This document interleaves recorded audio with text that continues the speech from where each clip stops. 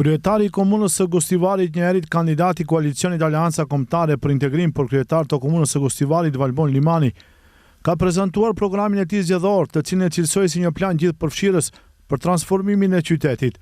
Programi synon një Gostivar funksional, të gjelbër, të lidhur mirë dhe të barabartë për të gjithë qytetarët. Në mesin e projekteve kryesore, Limani paralajmëroi ndërtimin e një ure të re mbi lumin Vardar, të cilin e quajti Ura e Harmonisë. Një tjetër projekt i rëndësishëm i paralajmëruar nga Limani është ndërtimi i një parkingu modern në qendër të qytetit, i cili do të kombinohet me hapësira të gjelbëra për qytetarët. Projekti i parë me të cilën jemi krenar dhe do ta prezantoj është Ura e re mbi Vardar. Është kjo që shikoni në ekran, një vepër e vërtet urbane e dizajnuar me inxhinieri bashkëkohore. Me siguri maksimale kjo urë e re do të japë një pamje evropiane qytetit tonë. Paraprakisht me ekipin tim e kemi quajtur Ura e Harmonisë për të theksuar edhe më shumë këtë virtyt të veçantë që kanë banorët e Gostivarit. Dhënë Zotit të jemi të gjithë bashkë kur ju do të përuroni. Ndryshimi tjetër i nivelit të lartë është parkingu në qendër. Ja ku e keni edhe të. Do të kemi më shumë vende për të parkuar makinat dhe mbi gjitha do të kemi një shesh të gjelbruar pa makina. Si të gjithë projektet e tjera, edhe ky do të realizohet nga ekipet tona, por do të përurohet nga ju. Mezi pres që ta gëzojmë të gjithë. Ai theksoi gjithashtu se asnjë vendbanim nuk do të anashkalohet, pasi për çdo fshat janë parashikuar projekte zhvillimore që adresojnë nevojat më urgjente të tyre. Në programin e tij, kryetari i Gostivarit i kushtoi një rëndësi të veçantë të rinjve dhe grave, duke paralajmëruar mbështetje konkrete financiare për nismat e tyre biznesore. Dhe në fund të prezantimit, Limani shpalosi një iniciativë të veçantë sociale të quajtur Faleminderit Gjyshër, si shenjë mirënjohje për pensionistët që kujdesen për niprit dhe mbesat e tyre. Të gjithë ju bëjnë thirrje të rinjve të rinë në vendin e tyre të mos ikin. Por ne kemi marrë një vendim konkret për t'i ndihmuar ata. Për çdo të re apo të ri deri në 30 vjeç, do me thonë nuk vlen për mua sepse nuk e plotësoj këtë kusht, pra për të rinjt të cilët janë deri 30 vjeç, ne do të mbështesim me teknikën e start-upit bizneset e tyre me nga 60.000 denar. Tjetra është një pikë shumë e rëndësishme sepse përfshin gratë. Ende trashëgojmë mentalitet patriarkal dhe të drejtat e nënave, motrave apo grave tona janë më të pakta, vetëm sepse ato janë gra. Kjo është një anomali e pajustifikueshme shoqërore. Gjithsesi, të vim tek vendimi konkret që kemi marrë. Çdo vit, prej vajzave dhe grave që do të aplikojmë, jemi të lumtur që 30 të parat t'i mbështesim si startupe me nga 60.000 denar në iniciativet e tyre të biznesit. Kemi menduar që me të marrë mandatin të gjithë ata gjyshër pensionistë, për të cilët do të vërtetohet se i kanë fëmijët në punë dhe duhet të kujdesen për niprit dhe mbesat, do të marrin nga një ndihmë simbolike prej 30.000 denar në vit nga Komuna e Gostivarit. Si bartës i listës së këshilltarëve, unë premtoj se do të punoj për të bërë këtë qytet shembull të bashkëjetesës ndërretnike dhe respektit të ndërsjellë, ishte premtimi që bëri Valde Xhaferi, bartës i listës për Këshillin Komunal të Gostivarit nga koalicioni i Aleanca Kombëtare për Integrim.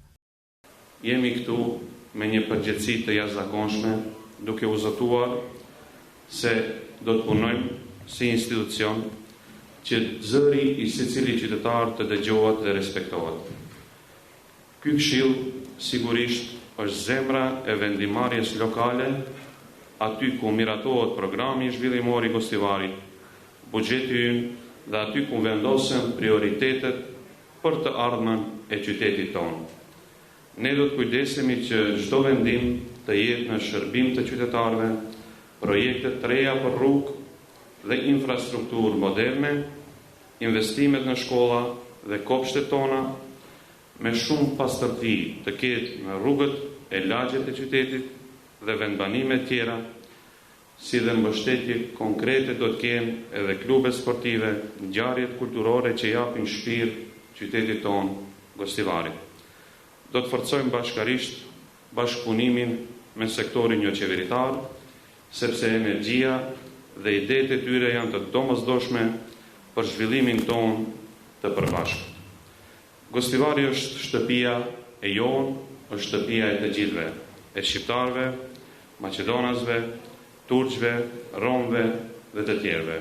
Ish kryetari i komunës së Gostivarit, njëri nga liderët e koalicionit Aleanca Kombëtare për Integrim, Arben Taravari, tha se ndjehet krenar që stafetën për drejtuar Gostivarin e dorëzon të dy të rinj sikurse Valbon Limani dhe Valdet Xhaferi, të cilët tha ai do shënojnë histori pasi do të fitojnë Gostivarin që në raundin e parë.